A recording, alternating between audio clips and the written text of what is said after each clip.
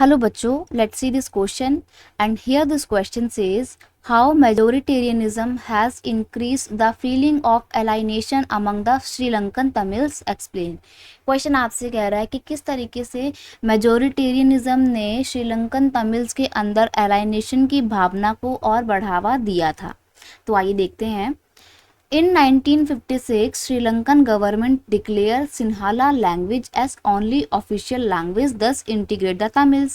सबसे पहला क्या किया गया था? पहला तरीका यही था कि श्रीलंका की गवर्नमेंट ने 1956 में सिन्हाला लैंग्वेज को क्या डिक्लेयर कर दिया था? सिन्हाला लैंग्वेज को ओनली ऑफिशियल लैंग्वेज डिक्लेयर कर दिया गया था। यानी कि ऑफिशियल लैंग्वेज वो भाषा जिसमें सभी सारे सरकारी काम होते हैं, तो सारे गवर्नमेंट वर्क कौन सी लैंग्वेज में होंगे? सिर्फ और सिर्फ सिन्हाला लैंग्वेज में होंगे। तो ये चीज़ तमिल लोगों को पसंद नहीं आई। तो जब तमिल लोगों को इसके बारे में पता लगा कि सिन्हाला लैंग्वेज को ओनली ऑफिशियल लैंग्वेज डिक्लेयर कर दिया, तो उनको ये बात पसंद नहीं आई। उनको लगा कि उनकी लैंग्वेज के साथ डिसरिस्पेक्ट किया जा रहा है या उनको अलग रखा जा रहा है सोसाइटी से। The government follow preferential policy that favor Sinhala community people for the government jobs and other government facility। फिर आगे गवर्नमेंट ने क्या किया? श्रीलंका की मेजोरिटेरियनिज्म को और ज़्यादा बढ़ावा देने के लिए गवर्नमेंट ने प्रिफरेंशियल पॉलिसी को फेवर किया, जो कि सिन्हाला कम्युनिटी के लोगों को ही ज़्यादा फेवर करती थी, उनको ही ज़्यादा हर जगह बढ़ावा देती थी।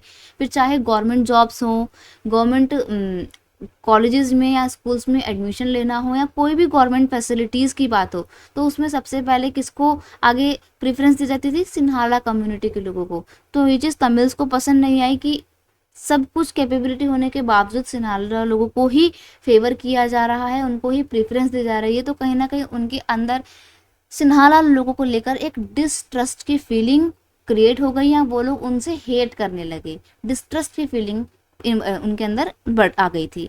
A new constitution stipulated that the state shall protected and foster the Buddhism. अब आगे जाके क्या होता है? श्रीलंकन गवर्नमेंट एक और कॉन्स्टिट्यूशनल चेंजेस लाती है, नया रिफॉर्म लाती है, और उसके तहत जो बुद्धिज्म रिलीजन था, जिसको ज़्यादातर सिन्हाला कम्युनिटी के लोग प्रैक्टिस किया करते थे, उस बुद्धिज्म रिलीजन को गवर्नमेंट फॉस्टर प्रोवाइड करती है, यानी कि उसको प्रोटेक्शन प्रोवाइड करती है, उसको बढ़ावा देने की कोशिश करती है। तो तमिल लोगों को लगा कि हमारा जो हिंदू और मुसलमान धर्म है, उसको तो गवर्नमेंट कहीं पर भी फॉस्टर नहीं कर रही है, ना ही प्रोटेक्ट कर रही है, ना ही कहीं फेवर कर रही है। तो कहीं ना कहीं उनको लगा कि हमारे साथ रिलीजियस बेस पर भी डिस्क्रिमिनेशन किया जा रहा है। ये सभी मेजर्स श्रीलंका में एक तो मेजोरिटेरियनिज्म को बढ़ावा देते थे, और इन्हीं सब मेजर्स ने श्रीलंकन तमिल्स के अंदर कौन से फीलिंग को इंक्रीज किया? एलाइनेशन की फीलिंग को बढ़ावा दिया।